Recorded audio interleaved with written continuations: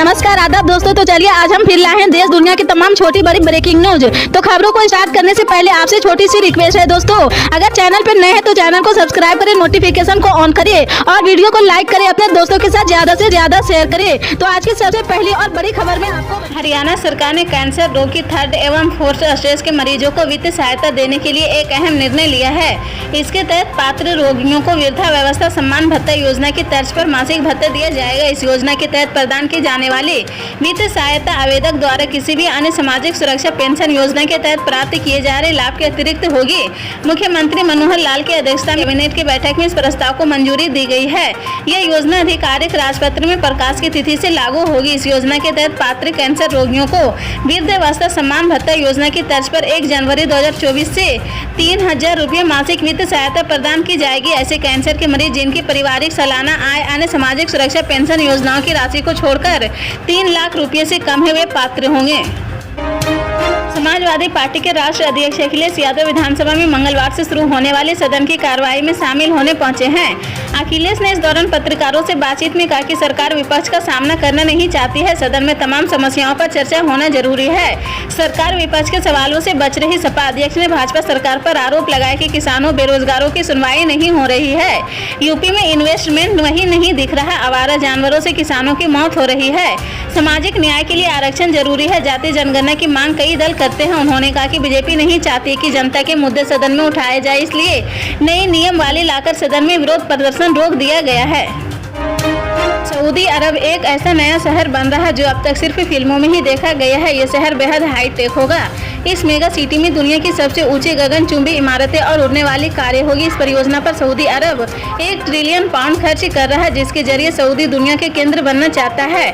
उसके इस प्रोजेक्ट पर इतना खर्च करने की वजह यह भी है कि वह तेल पर अपनी निर्भरता कम करना चाहता है। सऊदी अरब 2030 तक इस विजन को पूरा करने के लिए काम कर रहा है। क्राउन प्रिंस मोहम्मद बिन सलमान का मानना है कि सऊदी दुनिया का केंद्र बनने के लिए तैयार है। सऊदी की इस मेगा प्रोजेक्ट की सभी परियोजनाओं में लग रहे पैसे की सही जानकारी नहीं है, लेकिन सऊदी 2025 और 2028 के बीच मेगा परियोजनाओं पर हर साल 175 बिलियन डॉलर से अधिक खर्चे करने जा रहा। कई बड़ी परियोजनाओं को मानवाधिकारों के उल्लंघन पर तीखी आलोचना का सामना करना पड़ा है।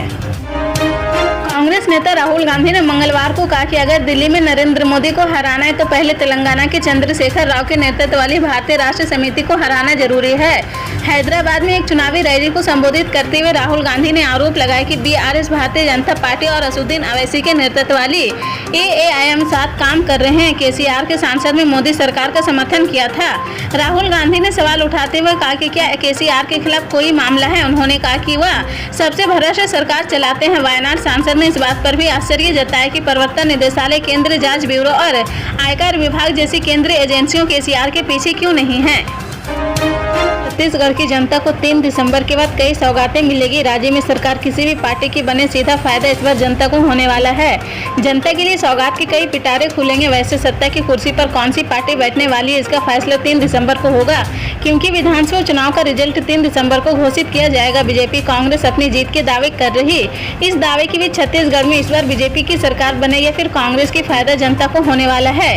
विधानसभा चुनाव के लिए दोनों पार्टियों ने आम जनता के लिए जमकर घोषणाएं की है। छत्तीसगढ़ विधानसभा चुनाव के लिए बीजेपी कांग्रेस ने अपने घोषणा पत्र में कई ऐसे वादे किए हैं जिससे आम जनता को सीधा फायदा मिलेगा। किसी भी पार्टी की सरकार बने राज्य के किसान और महिला वर्ग को बड़ी राहत मिलने की उम्मीद लगाई जा रही। दोनों पार्टियों का फोकस इस चुनाव में महिला और किसान वोटर्स थे। छत्तीसगढ़ में अगर बीजेपी की सरकार बनती है तो महिलाओं को बड़ी सौगात मिल सकती है। बीजेपी ने राज्य में महतारी वंदन योजना लागू करने की घोषणा की है। इस योजना के तहत राज्य की हर विवाहित महिला को 1000 रुपये महीने दिए जाएंगे। वहीं किसानों को लेकर भी बीजेपी ने बड़ी घोषणा की है। बीजेपी ने अपने घोषणा पत्र में कहा कि इस बार धान 31 रुपये के समर्थन मूल्य में खरीदी जाएगी। इसके साथ ही किसानों को बोनस भी दिया जाएगा। वहीं महिलाओं को घरेलू सिलेंडर सस्ते में मिलेगा। उधमपुर जिले की दिव्यांग छात्र ने अपने स्कूल को बेहतर सड़क बनवाने के लिए पीएम नरेंद्र मोदी से गुहार लगाई है। जम्मू कश्मीर के कठुआ जिले की एक स्कूली छात्र सीरत नाज के नक्शे कदम पर चलते हुए अब उधमपुर काजल नाम की छात्र से प्रधानमंत्री से अच्छी सड़क मांगी है ताकि स्कूल आने जाने सहूलियत हो सके। यह छात्रा उधमपुर के मेलडी स्थित सरकारी मिडिल स्कूल में 6वीं कक्षा में पढ़ती है। छात्रा ने खुद को काजल के तौर पर अपना परिचय देते हुए पीएम मोदी को लिखा है कि जम्मू कश्मीर के उधमपुर जिले में उसके स्कूल तक जाने वाली सड़क को बेहतर जिक्र किया जाए उधमपुर जिले का, यह स्कूल फंगियाल पंचायत के प्रशासनिक अधिकार क्षेत्र में आता है। दिव्यांग छात्र ने अपने पत्र में खुद की तकलीफों के साथ साथ स्कूल में अपने दोस्तों की रोजमर्रा की दिक्कतों को साझा किया है। छात्रा ने लिखा कि वह अपने स्कूल की सड़क हालत जर्जर होने के कारण कई बार आते जाते वक्त गिर चुकी है। इसी तरह की पल पल के अपडेट जानने के लिए जुड़े रहें आप न्यूज के साथ। मिलते हैं